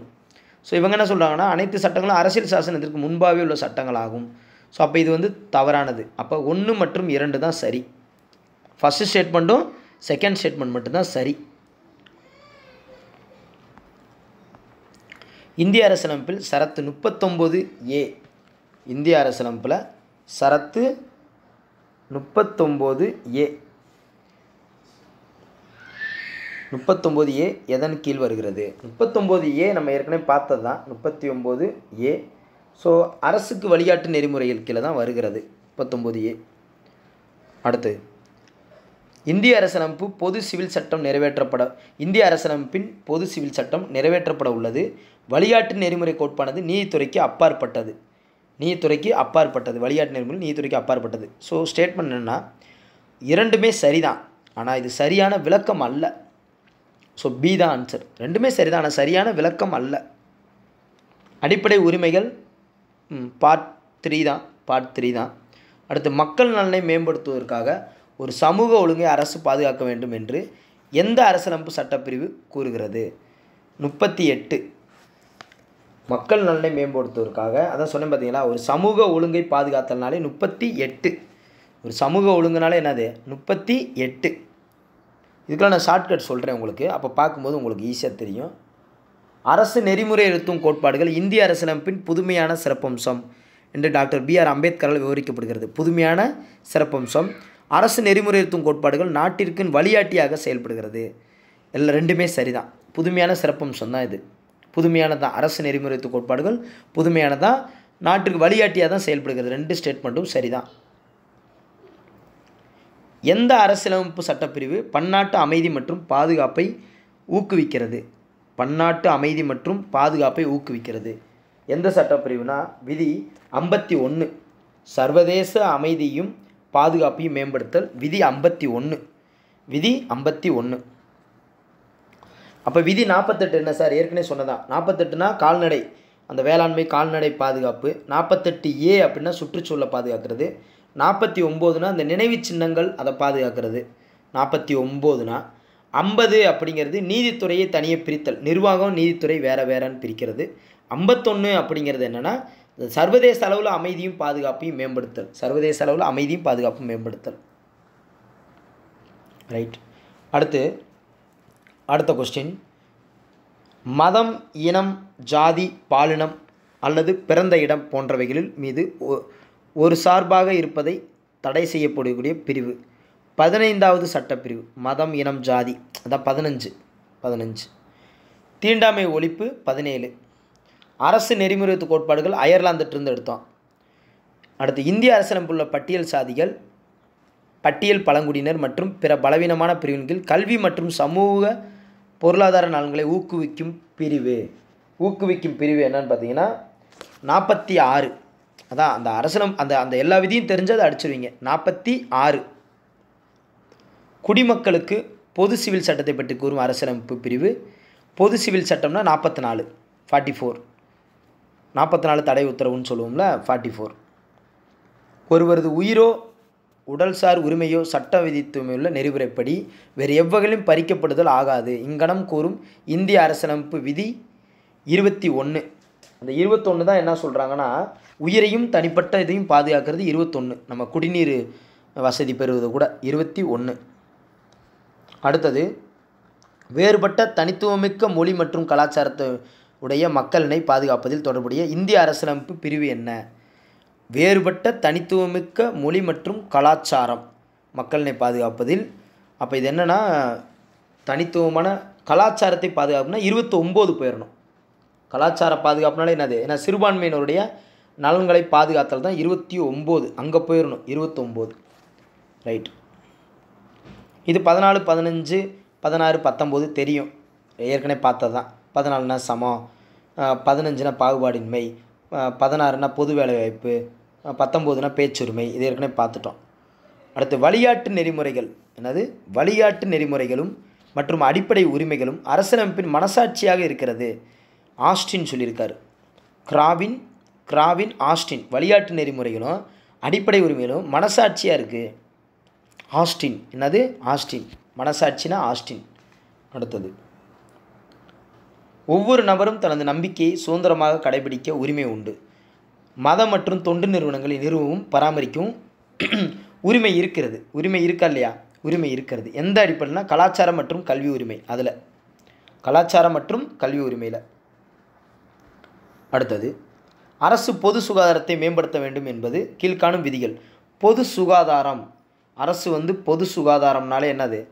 ஸோ 47 தான் பொது சுகாதாரம். பொதுவாக நம்ம எப்போ சுதந்திரம் வாங்கினோம்? 47 தான் சுதந்திரம் வாங்கணும். பொதுவாக நம்ம எப்போ சுதந்திரம்? ஏன்னா ஊட்டச்சத்து, வாழ்க்கை தரம், உடல்நிலை மேம்பாடு, இது எல்லாத்தையும் அரசின் கடமை தான். இப்போ பொது சுகாதாரம் இது எல்லாமே மேம்படுத்தணும்னா என்னது? 47. அப்போ ஏ தான் ஆன்சர்.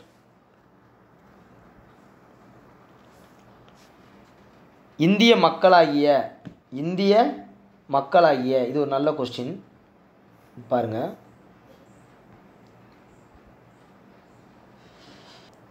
முன்னாடி ஒரு கொஸ்டின் இருக்குமே இல்லையா? இந்திய மக்களாகிய நாங்கள் இந்தியாவை ஒரு இறையாண்மை கொண்ட சமதர்ம மதச்சார்பற்ற ஜனநாயக குடியரசாக அமைவதற்கு உறுதியுடன் தீர்மானித்துள்ளோம். இது என்னென்னா எல்லாமே கரெக்ட் தான். முகவுரை இந்திய அரசியலமைப்பின் அதிகார மூலதனம் இந்திய நாட்டின் தலைமை. இந்த மாதிரி வந்தாலே எல்லாமே சரிதான், ரெண்டுமே சரியானதான். நல்லா ரீட் பண்ணி பார்த்துக்காங்க. ஆனால் ரெண்டுமே சரிதான். தொடக்க கல்வி கற்றலை அடிப்படை உரிமைகள் சேர்க்கப்பட்டுள்ள பிரிவு அது என்னது? 21A. பின்வரும் அரசு வழிகாட்டும் நெறிமுறை கோட்பாடுகளில் சமூக சிந்தனையை பிரதிபலிப்பது வாழ்வாதாரத்திற்கான வழிமுறைகளை போதுமான அளவு வழங்குதல். அதுதான் சமூக சிந்தனை. போதுமான அளவு வாழ்வாதாரத்திற்கு போதுமான அளவு வழங்குறது தான் சமூக சிந்தனை. வழிகாட்டு நெறிமுறை கோட்பாடுகளின் பயன்பாடுகள் கீழ்கண்டவைகளில் எது எவை அப்படிங்கிறாங்க. நெகிழா அரசியலமைப்பு. அடுத்தது பார்த்தீங்கன்னா கவர்னர் நியமனம். இந்த 2 தான் வரும். வழிகாட்டு நெறிமுறை கோட்பாடு நெகிழா அரசியலமைப்பு, கவர்னர் நியமனம், இந்த 2 வரும். 1, 2 சரி. அடுத்தது, கீழே கொடுக்கப்பட்டுள்ள அடிப்படை உரிமைகளில் எது தவறானது? அடிப்படை உரிமைகள் எது? சமத்துவ உரிமை, அரசியலமைப்பு தீர்வான உரிமை, சுதந்திர உரிமைன்னு வரும். ஹெட்லைன் ஃபுல்லாக வந்திருக்கு. சுரண்டலுக்கு உண்டான உரிமை. அடிப்படை உரிமையில் எது தவறானது? ஏன்? சமத்துவ உரிமை ரைட்டு, ஆமாம். அரசியலமைப்பு தீர்வான உரிமை ரைட்டு. சுரண்டலுக்கு உண்டான உரிமைங்கிறது நம்ம அடிப்படை உரிமை கிடையாதுல்ல, அது ஒரு தலைப்பு தான். ஆனால் சுரண்டலுக்கு உண்டான உரிமைங்கிறது அது வராதுல்ல. ஸோ ஆன்சர் சி தான். 14 வயதுக்கு கீழ் உள்ள குழந்தைகள் யாரும் தொழிற்கூடம் அபாயகரமான வேலைகள் பார்க்கக்கூடாது. 24 மணி நேரம், அதான் கொத்தடிமை இந்த மாதிரி சொல்லுவாங்கள்ல. 23, 24ன்னு சொல்லுவாங்க. 23 அப்படிங்கிறது அந்த கொத்தடிமைன்னு சொல்லுவாங்க. 24ங்கிறது பணி செய்தல் தடை செய்தல், அந்த வேலைக்கு போகிறத தடை செய்தல். இந்திய அரசியலமைப்பு எந்த ஒரு பகுதி மனித கடத்தல் கட்டாய உழைப்பை தடை செய்கிறது? கட்டாய உழைப்புனாலே கொத்தடிமை தான். 23, அதாவது பணி செய்தல், வேலை பார்க்கக்கூடாதுன்னா 24 மணி நேரம் வேலை பார்க்கக்கூடாதுன்னு சொல்லுவாங்க. அதே மனித கடத்தல் கட்டாய உழைப்பு, அந்த கொத்தடிமைனா 23. இன்னும் எவ்வளோ கொஸ்டின் இருக்குதுன்னு பார்த்தீங்கன்னா அடிப்படை உரிமைகள்லையே இன்னும் அவ்வளோதான். இன்னும் கொஞ்சம் தான் இருக்குது, முடிய போகுது. ரைட்டா? இன்னும் கொஞ்சம் தான் இருக்குது, முடிஞ்சிடும். அடுத்தது, அரசியலமைப்பு பிரிவு 14, 17, 21A, 26. இது எல்லாருக்கும் தெரிஞ்சதான். 14னா சமம்.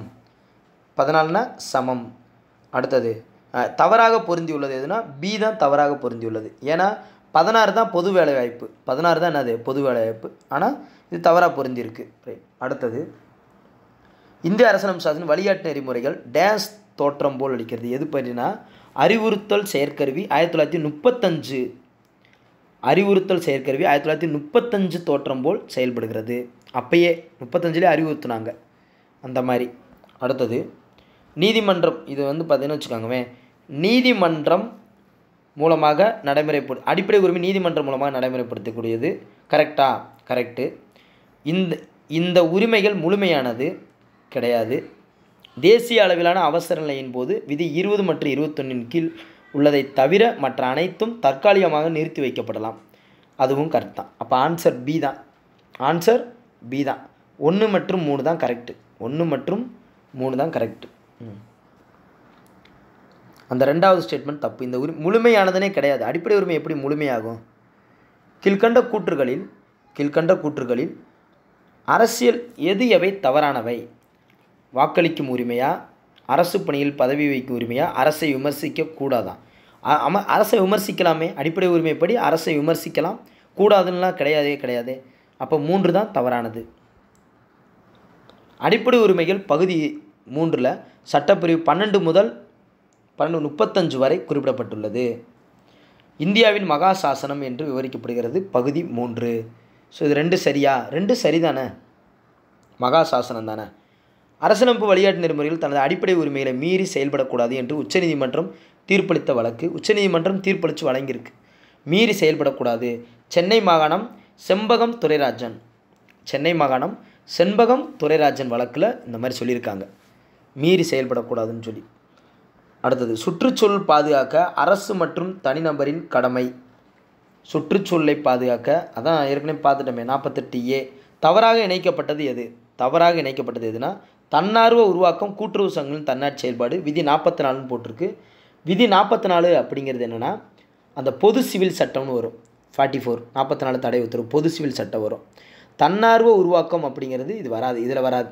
ரைட்டாப்பா? ஓகே. அடுத்தது,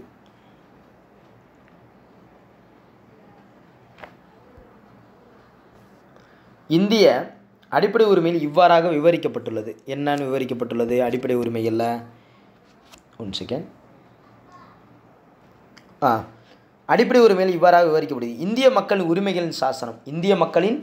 உரிமைகள் சாசனம், அரசியலமைப்பின் மனசாட்சி, அரசியலமைப்பின் ஆன்மா, அதுக்கப்புறம் அமெரிக்க அரசியலமைப்பின் உரிமைகள் மசோதாவின் உத்வேகம்.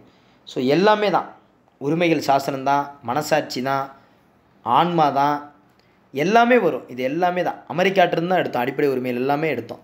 ஸோ உரிமை சாசனம், மனசாட்சி, ஆன்மா, அதே மாதிரி அமெரிக்காட்டிருந்து தான் எடுத்தோம். எல்லாமே வரும். இந்திய அரசியலமைப்பு சட்டத்தின் அடிப்படை உரிமையில் ஒன்றாக வகைப்படுத்தப்பட்டுள்ள பேச்சு சுதந்திரம் என்பது கீழ்காணும் எந்த நிபந்தனைகளுக்கு உட்பட்டது? பேச்சு, நம்ம தைரியமாக பேசலாம் அப்படின்னு சொல்கிறோம்ல, அது எந்த நிபந்தனைகளுக்கு உட்பட்டது அப்படின்னு கேட்குறாங்க.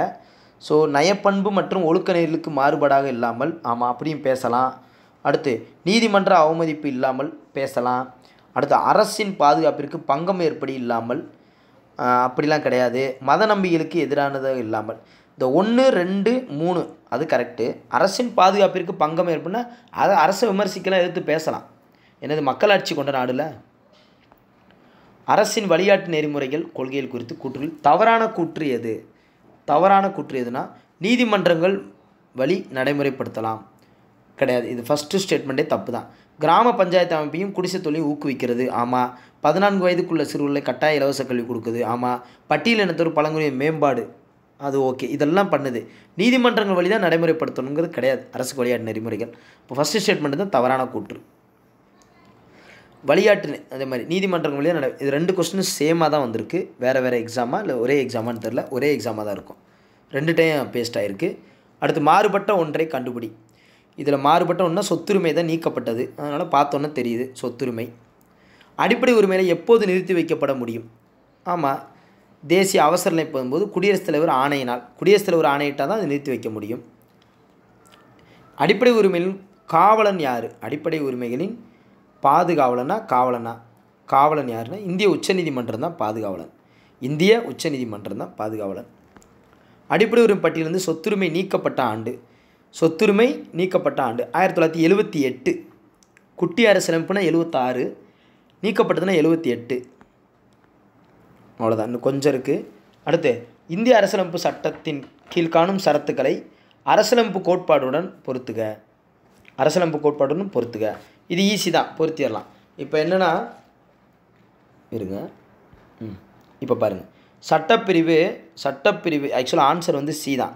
அப்போ 13 அப்படிங்கிறது 13ங்கிறது இங்கே வருது. இடைமறைப்பு மற்றும் பிரிபடும் தன்மை கோட்பாடு. பிரிபடுதல், முரண்படுதல், மதிப்பிழக்க செய்தல் அந்த இது வரும். அடுத்தது வந்து பார்த்தீங்கன்னா பிக்கு 4. அடுத்து 31ங்கிறது சொத்தெடுப்பு. 31 நீக்கப்பட்டதுன்னு சொல்கிறோம்ல, அதான் அந்த சொத்துரிமை சார்ந்து நீக்கப்பட்டது அந்தது சொத்தெடுப்புரிமை கோட்பாடு அது. அடுத்து 245 என்ன சொல்கிறாங்கன்னா ஆட்சி பரப்பிணைவு கோட்பாடு. இதெல்லாம் நம்ம குரூப் 4 வராது, இருந்தாலும் தெரிஞ்சுக்கணுங்கிறக்காக தான். அடுத்து உட்கரு மற்றும் அடிப்படை பொருள் கோட்பாடு இந்த இருக்குது. இதில் இது ஒன்று தெரிஞ்சால் போதும், 31 தெரிஞ்சிருந்தால் போதும், அழகாக பொருத்திருக்கலாம். 31 தெரிஞ்சால் அழகாக பொருத்திடலாம். ஏன்னா 31 தெரிஞ்சால் அந்த பாருங்கள், பிக்கு என்னது, பிக்கு 4 இருந்தாலும் இன்னொரு 4 பேர் இருக்குது. அப்போ ஃபுல்லாக தெரிஞ்சால் தான் பொருத்த முடியும். ஓகே, பரவாயில்ல. இது ஒரு டிகிரி ஸ்டாண்டர்டு கொஸ்டின். ரைட்.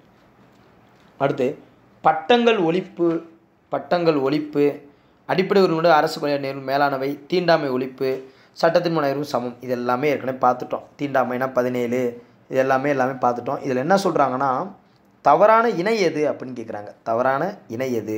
2 மட்டும்தான் தவறான இணை. அடிப்படை உரிமைகளை விட அரசுக்கு வழிகாட்டு நெறிமுறைகள் மேலானவைங்கிறாங்கல்ல, கிடையவே கிடையாது. அடிப்படை உரிமைகளை விட அரசு வழிகாட்டு நெறிமுறைகள் மேலானவை அப்படிங்கிறது தவறு, கிடையவே கிடையாது.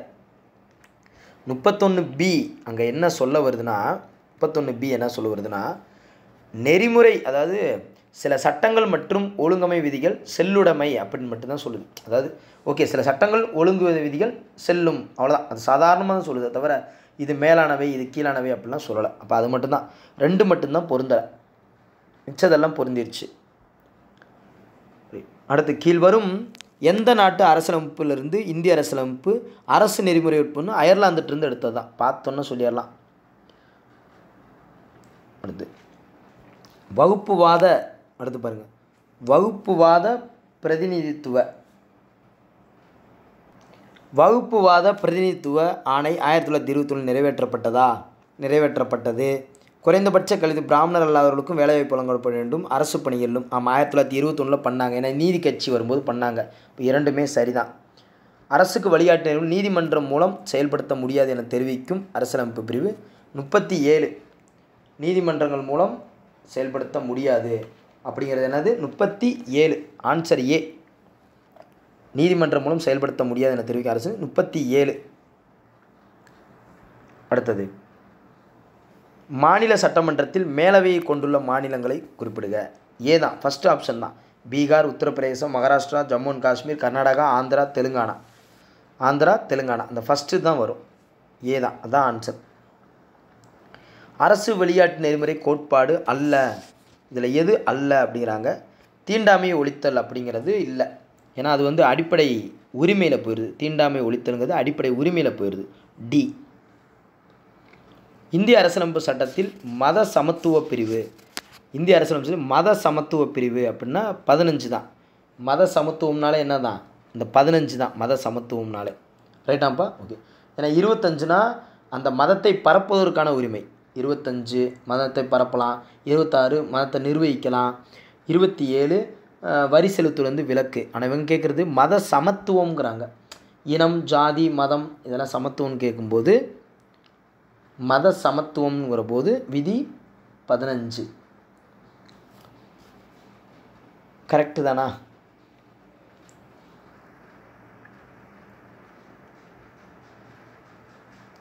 ஏன்னா சுதந்திரம்ங்கிறது வேறு, சமத்துவம் வேறு. சமத்துவ உரிமைனா மத ரீதியானா அதுதான் 15 தான் வரும், ஆர்டிகிள் 15.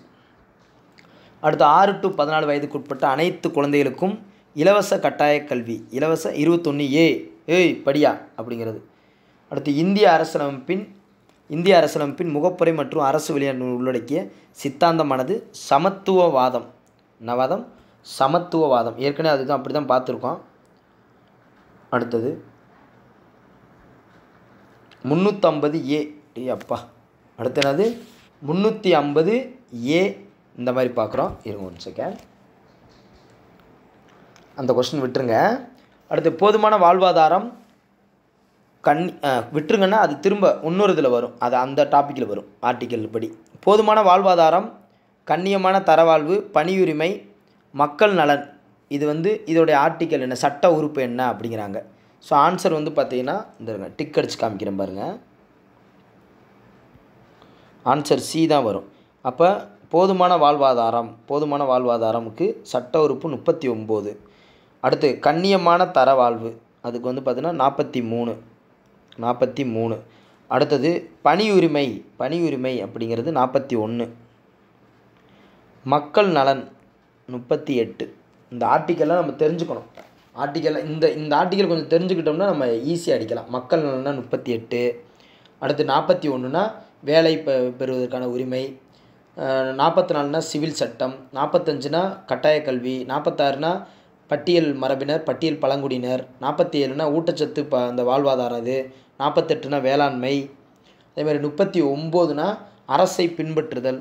39 என்னது போதுமான வாழ்வாதாரம்னு இதில் கொடுத்துருக்கோம், அரசை பின்பற்றுதல். தடுப்பு காவல் சட்டம், என்ன சட்டம், தடுப்பு காவல் சட்டம். ஸோ இதுக்கு பார்த்தீங்கன்னா ஆன்சர் ஏ, தடுப்பு காவல் சட்டம். ஸோ பார்த்தோன்னே ஈஸியாக பொறுத்திடலாம். தடுப்பு காவல் சட்டம் 1950. அடுத்தது தேச பாதுகாப்பு சட்டம் 1980. தீவிரவாத தடுப்பு சட்டம் 2002.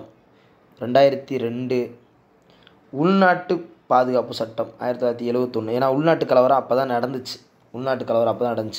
தீவிரவாதத்தை தடுக்கணும்னா 2002 தான் இது பண்ணுறாங்க. அப்போ தான் அப்துல் கலாம் குடியரசுத் தலைவர் ஆகிறாரு. தேச பாதுகாப்புனா 80. தடுப்பு காவல் சட்டம் அப்பயே 50. ரொம்ப ஈஸி தான். இந்திய அரசியலமைப்பின் 15வது சரத்தின் நோக்கம் என்ன அப்படின்னா, அதான் இனம், ஜாதி, பால், பிறந்த இடம் போன்றவற்றின் எந்த ஒரு குடிமகனுக்கும் எதிராக அரசு பாகுபாடு காட்டக்கூடாது. அதுதான் தீண்டாமைனா 17 போயிடுது. ஆனால் ஃபஸ்ட்டு இதுதான் கரெக்டு. அடுத்து அரசியலமைப்பு சட்டத்தின் முன்னுரை தான் முகப்புரை என்று அழைக்கப்படுகிறது. இது ஆக்சுவலாக 2 ஸ்டேட்மெண்ட்டும் கரெக்டான். இது இந்தியாவை இறையாண்மை, சமத்துவம், மதச்சார்பின்மை, மக்களாட்சி குடியரசு என்று வரைய செய்யுது. 2 ஸ்டேட்மெண்ட்டும் கரெக்டான். ரைட், அடுத்த கொஸ்டின். இன்னும் எத்தனை கொஸ்டின் இருக்குது? ஓகே, 14. இன்னும் ஒரு 4-5 கொஸ்டின் தான் இருக்குது, பார்த்துக்கலாம். 14 வயதுக்கு உட்பட்ட, எப்படி 14 வயதுக்கு உட்பட்ட, இதை ரீட் பண்ணுங்கள் ஒரு நிமிஷம். 14 வயதுக்கு உட்பட்ட குழந்தைகளை சுரங்கங்களில், தொழிற்சாலைகள் அல்லது பிற வேலைக்கு அமர்த்துவது சட்டத்திற்கு எதிரானது. இது மனித உரிமைகள் எந்த வகையில் வருவது? எந்த வகையில்னா சுரண்டலுக்கு எதிரான உரிமையில் தான் வருது. இப்போ ரீசெண்டாக கேட்ட கொஸ்டின், இதெல்லாம் 2024 இப்போ கேட்ட கொஸ்டின்ஸு. அடுத்து அடிப்படை உரிமைகளை அதன் சரியான உரிமைகளோடு முறைமைப்படுத்தினா வாக்களிக்கும் உரிமை அப்படிங்கிறது என்ன உரிமை? இந்த பாருங்கள், பொறுத்துறேன் பாருங்கள். ஆன்சர் ஏ தான். வாக்களிக்கும் உரிமை அப்படிங்கிறது அரசியல் உரிமை. அடுத்து சங்கம் அமைக்கும் உரிமைங்கிறது சுதந்திர உரிமை. பாரம்பரியத்தை பாதுகாக்கும் உரிமை அப்படிங்கிறது பண்பாட்டு உரிமை. குழந்தை தொழிலாளர் அப்படிங்கிறது சுரண்டலுக்கு எதிரான உரிமை. ஈஸியாக பொறுத்திடலாம். அரசு முடிய போகுது, அவ்வளோதான். அரசு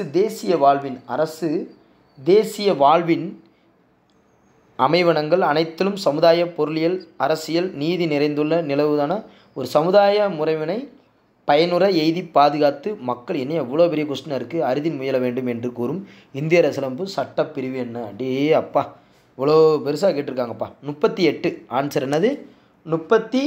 38 என்ன சொல்லுதுன்னா, மக்களின் நல மேம்பாட்டிற்காக அரசு சமூகத்தை பாதுகாத்தல். இந்த சமூக பாதுகாப்புன்னு வந்துட்டாலே சமூகனாலே 38 அடிக்கடி கேட்டுகிட்டே இருக்காங்க. அடுத்தது அரசுக்கு வழிகாட்டு நெறிமுறைகள் நீதிமன்றம் மூலம் செயல்படுத்த முடியாது என தெரிவிக்கும் அரசியலமைப்பு. 37 நீதிமன்றம் மூலமாக, இது ரிப்பீட்டடாக 2 டைம் கேட்டாங்க, ஏற்கனவே கேட்டிருந்தாங்க, இப்போ ரிப்பீட்டடாக கேட்டாங்க. 37 படி செயல்படுத்த முடியாது. அவசர நிலையில் மக்களின் அடிப்படை உரிமைகள், அவசர நிலையின் போது மக்களுடைய அடிப்படை உரிமை தானாகவே நின்று விடும். இப்போ ரீசெண்டாக பாருங்கள், இதுக்கு முன்னாடி பார்த்தது இப்போ ரீசெண்டாக கேட்டிருக்காங்க, தானாகவே நின்று விடும். அப்போ தெரியுதா, இப்போ இவ்வளோ நேரம் பார்த்ததுக்கு ஒரு பெனிஃபிட் பாருங்கள், கேட்டதே ரிப்பீட்டடாக கேட்டுட்ருக்காங்க. அப்போ எவ்வளோ கொஸ்டின்ஸ் நம்ம பார்த்துருக்கோம். இந்திய அரசியலமைப்பின் டேஷ் பிரிவின் கீழ் அரசு நிதியுதவி பெறும் எந்த நிறுவனத்தில் சமயக்கல்வி வழங்குவது தடை செய்யப்பட்டுள்ளது? 28 பிரிவின் கீழ். அதான் 28 தான் அது சொல்லுது. 28 என்ன சொல்லுதுன்னா, கல்வி நிலையங்களில் மத போதனைக்காக அந்த வழிபாட்டிற்காக கலந்து கொள்ளாமல் இருக்கும் உரிமை. இவங்க என்ன சொல்கிறாங்கன்னா, அரசு நிதியுதவி பெறும் எந்த நிறுவனத்திலும் சமய கல்வி வழங்குவது தடை செய்யப்பட்டுள்ளது. நம்ம கலந்துக்கிறாமல் இருக்கணும். அதான் 28. ஆன்சர் 28. அடுத்தது 15, 16 ஏற்கனவே நம்ம பார்த்துட்டோம். அதை 15, 16 நம்ம பார்த்துட்டோம். ஆன்சர் வந்து இதுக்கு வந்து பார்த்தீங்கன்னா சி. எப்படின்னா 15ங்கிறது கரெக்டாக நேருக்கு நேராக இருக்குது, 16ங்கிறதுக்கு பொது வேலைவாய்ப்பு தான், 26ங்கிறது சமய விவகாரங்கள் தான், 29 பிராக்கெட் 2னா கல்வி நூலில் பாகுபாடு காட்ட தடை. எல்லாமே நேருக்கு நேர் சரியாக தான் இருக்குது. சந்தோஷம். அம்பேத்கர் அவர்கள் கூற்றுப்படி என்னது? அம்பேத்கர் அவர்கள் கூற்றுப்படி கீழ்கண்ட சட்டம் எது இந்திய அரசியலமைப்பு இதயம் மற்றும் ஆன்மா? இதயம்னா 32 தான். 32 தான். அடிப்படை உரிமைகள் எவ்வாறு நிறுத்தி வைக்கப்பட முடியும்? எவ்வாறுனா தேசிய அவசர குடியரசு ஆணையினால். பாருங்கள், ரிப்பீட்டட் கொஸ்டின். இதுக்கு தான் ஓல்டு கொஸ்டின்ஸை படிக்கணுங்கிறது. பாருங்கள், ஏற்கனவே வந்தது நம்ம படித்தோம், 2022 கேட்டது, அப்படி 24 2 வருஷம் கழித்து திரும்ப அதே ஸ்டேட்மெண்ட். இந்திய அரசியலமைப்பு பிற்படுத்தப்பட்ட வகுப்புகளை வரையறுக்கவில்லை, ஆனால் ஒரு குறிப்பை செய்கிறது. அந்த பிரிவை அடையாளம் காணவும். 16 பிராக்கெட்டில் 4. 16 பிராக்கெட் 4 பொது வேலைவாய்ப்பில் அந்த பொது வேலைவாய்ப்பு 16னா என்னது? பொது வேலையில் சம வாய்ப்பு. அதான் பிற்படுத்தப்பட்ட வகுப்புகளை வரையறுக்கவில்லை, ஆனால் ஒரு குறிப்பை செய்கிறது. அந்த பிரிவுனா 16 பிராக்கெட் 4. அதுதான் 16 பிராக்கெட் 4. ஓகே. ஸோ கிட்டத்தட்ட அடிப்படை உரிமை எல்லாம் பார்த்துட்டோம். அடுத்து அடிப்படை கடமைகள்ங்கிறது அப்புறம் பார்த்துக்கலாம், ஒன்றும் பிரச்சனை இல்லை. சரி, அடிப்படை கடமைகளும் பார்த்து விட்ருவோம். சும்மா ஒரு 2 பக்கம்தான் பார்த்து விட்டால் அடுத்து மத்திய அரசு தொடங்குறதுக்கு நல்லாயிருக்கும். ரைட். வயது வந்தோர் எனப்படுவர் டேஷ் வயதுக்குற்றவர்கள் என வரையறுக்கப்படுகின்றன. எந்த வயதுனா 15 to 35 தான் சொல்கிறாங்க. வயதுக்கு வந்தோர் அப்படிங்கிறவங்க யாரை சொல்கிறாங்கன்னா 15 to 35 சொல்கிறாங்க. அடுத்து கீழ்கண்ட கூற்றுகளில் சரியானதை தேர்வு செய்க. இந்திய அரசியலமைப்பு சட்டம் உருவாக்கியதிலிருந்து அடிப்படை கடமை ஒரு பகுதியாக இருந்து வருகிறதா? ஓகே. அடுத்தது அடிப்படை கடமை இந்திய குடிமகனுக்கு மட்டுமே பொருந்தும். ஆமாம், கரெக்ட், அது கரெக்டு. ஸ்வரன் சிங் கமிட்டி தான் அரசியலமைப்பில் ஒரு பகுதியாக அரசியலமைப்பு சட்டத்தில் அடிப்படை கடமை சேர்க்கப்பட்டது. ஆமாம். நீதி பேராணைகள் மூலம் அடிப்படை கடமைகள் நிலைநாட்ட முடியும். அது தப்பு. ஸோ 4வது ஸ்டேட்மெண்ட்டு வராது. இந்திய அரசியலமைப்பு சட்டம் உருவாக்கியதில் இருந்து அடிப்படை கடமை ஒரு பகுதியாக இருந்து வருது கிடையாது. இடையில ஸ்வரன் சிங் கமிட்டி படி தான் அது ஒரு பகுதியாக ஆட் பண்ணாங்களே தவிர ஸ்டார்டிங்கிலேருந்து கிடையாது. ஏன்னா இது 4A கடமை வந்து. அப்போ 2வது ஸ்டேட்மெண்ட் 3வது ஸ்டேட்மெண்ட் தான் சரி. அப்போ ஆன்சர் சி. அடுத்தது இந்திய அரசியலமைப்பு அடிப்படை கடமைகளின் வரிசையை எந்த வரிசை அடிப்படை கடமைகள் வரிசையை சார்ந்தது அல்லன்னு கேட்டிருக்காங்க. எந்த வரிசையை சார்ந்த அல்லன்னு கேட்டிருக்காங்க. ஸோ எந்த வரிசை சார்ந்த அல்ல? அறிவியல் கோட்பாடு, மனிதநேயம், ஆராய்ச்சி, மனப்பான்மை, சீர்திருத்தம். ஆமாம். பொது தேர்தல் வாக்களித்தல் இது வராது. அந்த அடிப்படை கடமையை ஒரு 11 கடமை இருக்கும். அந்த கடமையில் பொது தேர்தல் வாக்களித்தல்ங்கிறது வராது. மிச்சதெல்லாம் இருக்கும். வன்முறையை கைவிட்டு பொது சொத்தை பாதுகாத்தல், அதே மாதிரி அரசமைப்பு கீழ் வந்து மரியாதை அளித்தல், அறிவியல் கோட்பாடு, மனிதநேயம், ஆராய்ச்சி, மனப்பான்மை இதெல்லாம் இருக்கும். பொது தேர்தலை வாக்களித்தல் அப்படிங்கிறது கடமைன்னு போட்டிருந்தாதான் இப்போ செஞ்சே ஆகணுமே, அது உரிமையில் தான் இருக்குது. அடுத்து குடிமக்களின் அடிப்படை கடமைகள். இந்த ஓட்டு போடலைன்னா ரேஷன் கார்டில் எதுவுமே வராது, ரேஷன் கார்டே தரமாட்டேன்னு சொன்னாங்கன்னு வச்சுக்காங்கவே, சூப்பர் சட்டமாக இருக்கும். டமுட்டு 100% ஓட்டு விழுந்துடும். மக்கள் தொகையும் தெரிஞ்சுக்கலாம், உண்மையான வாக்காளர்களையும் தெரிஞ்சுக்கலாம், கரெக்டாக தெரிஞ்சிடும். சண்டை ஓடுவாங்க, கள்ள ஓட்டு கூட போட விட மாட்டாங்க. ஏய் நீ வேசம் ஓட்டை போட்டு விட்ருவேன், அது வேணாம்ப்பா, நீ போடாமல் விட்டுன்னு எனக்கு ரேஷன் கார்டு வராமல் போயிடும், அப்படி இப்படின்னு 100% ஓட்டை போட்டு விட்ருவாங்க. குடிமக்களின் அடிப்படை கடமைகள் தொடர்பான வர்மா குழுவின் அறிக்கை ஒப்படைக்கப்பட்ட ஆண்டு. வர்மா குழு 999. அடிப்படை கடமை தொடர்பான வர்மா குழுவின் அறிக்கை ஒப்படைக்கப்பட்ட ஆண்டு 999. எந்த ஆண்டு? 999 வர்மா குழு. வர்மா அதான் 999. அரசியலமைப்பு விதிகள் 14 to 18 வரை விளக்குவது. இது வந்து சமத்துவ உரிமை சார்ந்தது. இங்கே கொஞ்சம் மாறி வச்சுருக்காங்க, சமத்துவ உரிமை சார்ந்தது. 2002 86வது அரசியல் சாசன சட்டம் மூலமாக சேர்க்கப்பட்ட அடிப்படை கடமையை கண்டறிய. 2002 86ஆம் அரசியல் சாசன திருத்த சட்டத்தின்படி 2002னா கல்வி தானே, 6 to 14 வயது வரையில் கல்வி, அதான் 11 கடமையாச்சு. 10 கடமை எத்தனை கடமையாச்சு? 11 கடமையாச்சு. தேசிய கொடி மதித்தல் 1வது கடமை, நாட்டை பாதுகாத்தல் 4வது கடமை, ரைட்டா? அறிவியல்லாம் 8வது கடமை வரும்னு நினைக்கிறேன். அறிவியலுங்கிறது எத்தனாவது கடமை? 8வது கடமை வரும். ஏன்னா அது அப்படி தான் இருக்கும், மாறி மாறி போய்கிட்டே இருக்கும். அந்த 8வது கடமைன்னு தான் நினைக்கிறேன். ஓகே, அது நம்ம ஷார்ட்கட் போட்டிருக்கோம். அடுத்தது முடிவில்லாத அறிவியல். அடுத்து இந்திய அரசியலமைப்பு சட்டம் பாருங்கள், முடிஞ்சிடும், கொஞ்சம் கோஆப்ரேட் பண்ணுங்கள். இந்திய அரசியலமைப்பு சட்டத்தின் எந்த அம்சம் ஒவ்வொரு இந்திய குடிமகனையும், இந்திய அரசியலமைப்பு சட்டம் ஒவ்வொரு குடிமகன் உரிமையும், அறிவியல், மனப்பாங்கு, மனிதநேயம் இதெல்லாம் சார்ந்ததுன்னா இது அடிப்படை கடமை தான். பார்த்தாலே தெரியும் அடிப்படை கடமையில் தான் இதெல்லாம் மனிதநேயம் இதெல்லாம் வரும். அடுத்து அடிப்படை கடமை பற்றி கீழ்காணும் வாக்கில் எவை தவறானவை? Super question. அரசியல் 10 அடிப்படை கடமைகளை அறிமுகப்படுத்திய சுரன் சிங் குழு பரிந்துரைத்தது. 10 அடிப்படை கடமைகளை அறிமுகப்படுத்த சுரன் சிங் கமிட்டி பரிந்துரைத்தது. இதில் எது தவறானவைன்னு கேட்குறாங்க. அப்போ ஃபஸ்ட்டு ஸ்டேட்மெண்ட் தான் தவறானவை. அரசியல் சாசனத்தின் அடிப்படை கடமைகள் சோவியத் நாட்டிலேருந்து, ரஷ்யாட்டிருந்து தான் வாங்கினோம். அடுத்து அடிப்படை கடமைகளை 42வது சட்டத்தை தான் அறிமுகப்படுத்தியது, சட்டத்தால் செயல், எல்லாமே கரெக்டாக. 10 அடிப்படை கடமைகளை அறிமுகப்படுத்த சரண் சிங் கமிட்டி பரிந்துரைத்ததுங்கிறது தான் தப்பு. ஃபஸ்ட்டு ஸ்டேட்மெண்ட் மட்டும் தப்பு. அடுத்தது 6 to 14 வயது வரை உள்ள குழந்தைகளுக்கு இலவச கட்டாய கல்வி கொடுத்தல் கரெக்டு. பொது சொத்தை பாதுகாத்தல் கரெக்டு. அறிவியல் மனப்பாங்கனை வளர்த்துக்கொள்ளல் கரெக்டு. எல்லாமே கரெக்டு. கீழ்கண்டவற்றுள் எது ஒரு குடிமகனின் கடமை அல்ல? சூப்பர். எது ஒரு குடிமகன் கடமை? கட்டாய இராணுவ சேவை செய்ய வேண்டுங்கிறது தான் கட்டாய கடமை கிடையாது. கட்டாய இராணுவ சேவை செய்யணும் ஏதாவது இருக்கா? கிடையாதுல்ல. அப்போ அது மட்டும்தான், மிச்சம் எல்லாமே இருக்கும். ரைட். அடிப்படை கடமைகள் 4A. அடுத்தது எந்த விதி அடிப்படை கடமைகள் 51A. அடிப்படை கடமைகள் பரிந்துரைக்கப்பட்ட கமிட்டி, அடிப்படை கடமைகள் பரிந்துரைத்த கமிட்டி நம்ம சரண் சிங் கமிட்டி தான் வரும். அவ்வளோதான். சரணடையிறியா இல்லையா, உன் கடமையை செய்கிறியா இல்லையா? நான் சரணடைஞ்சிட்டா நீ கடமையை செய்கிறதுன்னு அர்த்தம். அதான். அடுத்து 51AH அந்த அறிவியலார்ந்த உளப்பாங்கு, அதான் அந்த நம்பர் படி போட்டிங்கன்னா தெரியும். ABCDEF 8வது கடமை வரும். அப்போ என்னென்னா அறிவியலார்ந்த அந்த உளப்பாங்குன்னா அப்படி தான் வரும், மனிதநேயம் சார்ந்தது. ரைட்டா உங்களுக்கு? ஸோ அடிப்படை கடமையில் அது வருது. 51A. ஓகே. அறிவியலார்ந்த அந்த கட்சின்னு கேட்டிருப்பாங்க, நம்ம நம்பர் போட்டுக்கணும். அடுத்தது அடிப்படை கடமைகள் பற்றிய கீழ்கண்ட கூற்றுகள் எவை சரி? வார்த்தையே தெரிய மாட்டேங்குது, பரவாயில்ல, இருந்தாலும் உள்ளார்ந்து கொஞ்சம் நல்லா வாட்சி சொல்கிறேன். ரைட்டா? நமது உரிமைகளை, அடிப்படை கடமைகள் பற்றி உரிமைகளை அனுபவிக்கின்ற குடிமக்களுக்கு அவர்களின் கடமையை பற்றி நினைவூட்டலாக இது அமைந்துள்ளது. கரெக்டா அப்படின்னு பார்த்தோன்னா, ஸோ கரெக்டாக, இது எல்லாமே கரெக்டாக ஸ்டேட்மெண்ட்டு. தேச விரோதிகளுக்கு ஒரு எச்சரிக்கையாக இருக்கிறது, குடிமக்களுக்கு ஊக்கத்தின் ஆதரவாக இருக்கிறது, ஒழுங்கை மேம்படுத்துவதாக இருக்குது. எல்லாமே அனைத்தும் சரிதான். அடிப்படை கடமைகள் குறித்து கீழ்காணும் எந்த சொற்றொடர்கள் சரியானவை? அடிப்படை கடமை அரசியலமைப்பின் விதி 51A. கரெக்டு. ரெண்டுமே கரெக்டாக தான் வரும். அறிவியல் மனப்பான்மை வளர்த்தல் ஒரு அடிப்படை கடமை அல்லங்கிறதுன்னு இருக்குது, அது அடிப்படை கடமை தான். ஸோ பாருங்கள், அறிவியல் மனப்பான்மைன்னு போட்டு அடித்த ஆள 11வது அடிப்படை கடமையை 86/2002 சேர்க்கப்பட்டது, அதெல்லாம் கரெக்டாக. 51A கரெக்டாக.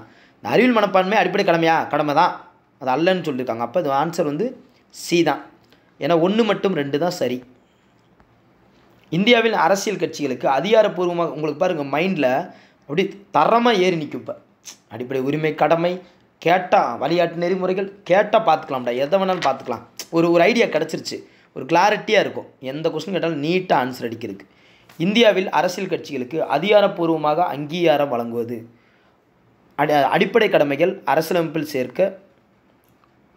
இந்தியாவில் அரசியல் கட்சிகளுக்கு, இந்த கொஸ்டின் இங்கே வரக்கூடாது, 1 செகண்ட் மாறி வந்துருச்சுன்னு நினைக்கிறேன். அரசியலமைப்பில் கடமைகள் சேர்க்க பரிந்துரை செய்தது? ஸ்வரன் சிங் கமிட்டி தான். அடுத்தது, அடிப்படை கடமை கீழ்கண்ட கூற்றில் எது எவை சரியானவை?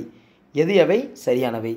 எனக்கு தெரிஞ்சு 3மே சரியாக தான் இருக்கும். அடிப்படை கடமைகள் சட்டத்தால் வலியுறுத்தி நடைமுறைப்படுத்தத்தக்கவை. அடிப்படை கடமை மக்களாட்சியை சமநிலைப்படுத்த உதவுகின்றன. அடிப்படை கடமைகள் சில அறமுறையானவை மற்றும் பல குடியில் சார்ந்த கடமைகளாகும். எல்லாமே சரிதான், பார்த்தாலே தெரிஞ்சிடும் இதெல்லாம். அடிப்படை கடமை 4A. அடிப்படை கடமை 4A. ஓகே, அவ்வளோதான்ப்பா. அடுத்து மத்திய அரசு சார்ந்து வருது. ஸோ கிட்டத்தட்ட எவ்வளோ கொஸ்டின் பார்த்துருக்கோம் பாருங்கள். 200 கொஸ்டின் நெருக்கிட்டோம், ரைட்டா? அடுத்து மத்திய அரசு சார்ந்து நாளைக்கு பார்ப்போம். அது க்ளீனாக போய்கிட்டே இருக்கும். இந்த மாதிரி எல்லா கொஸ்டின்ஸையும் நம்ம பார்த்துட்டோம்னா நமக்கே ஒரு கிளான்ஸ் கிடைக்கும். ஓகே, ஒரு ஐடியா கிடச்சிரும். ஓகே, இப்போ தைரியமாக நம்ம எப்படி படிக்கணும், எந்த மாதிரிலாம் கேட்குறாங்க, எந்த மாதிரிலாம் ஆன்சர் பண்ணணும், எல்லாமே நம்ம தெரிஞ்சுக்கிட்டோம். இதுதான் இப்போ கொஞ்சம் கஷ்டப்பட்டாலும் 1 மணி நேரம் நம்ம கஷ்டப்பட்டாலும் ஒரு நல்ல விஷயத்தை கற்றுக்கிட்டோம், கொஸ்டின் பேஸ்டு கற்றுக்கிட்டோம். அதுதான் இங்கே முக்கியமான விஷயம். So thank you to all. Thank you.